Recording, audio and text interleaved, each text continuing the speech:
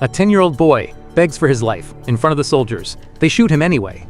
The day a newborn nation drowned in its own blood. August 15, 1975. Dhaka, Bangladesh. The early morning cloaks the city in a heavy, suffocating fog. The entire country stands at the edge of the abyss. A fierce economic crisis, devastating famines, and a corruption that eats away at the streets. Holding absolute power is the president and father of the nation, Sheikh Mujibur Rahman.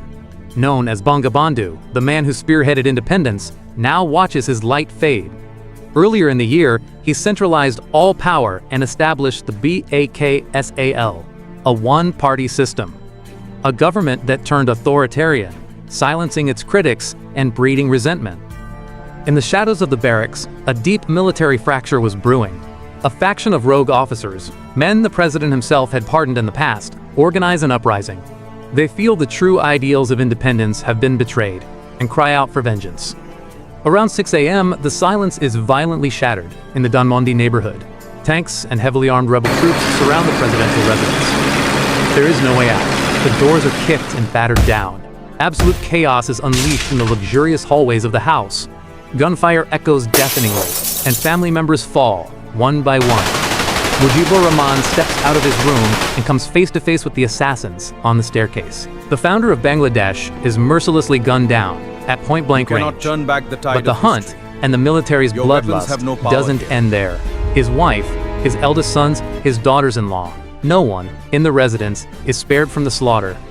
The soldiers find his youngest son Russell, who is only 10 years old. The boy, terrified and crying, begs them not to kill him and to take him to his mother.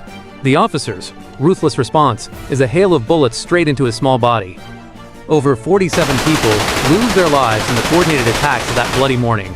The massacre stains the foundations of the young Asian republic in red. From the entire family, only 2 daughters managed to survive, Sheikh Hasina and Sheikh Rahana.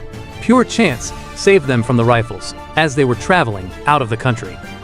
In the aftermath of this violent coup d'etat, Bangladesh is plunged into decades of chaos, dictatorships, and political instability. A historical wound that divided its people forever.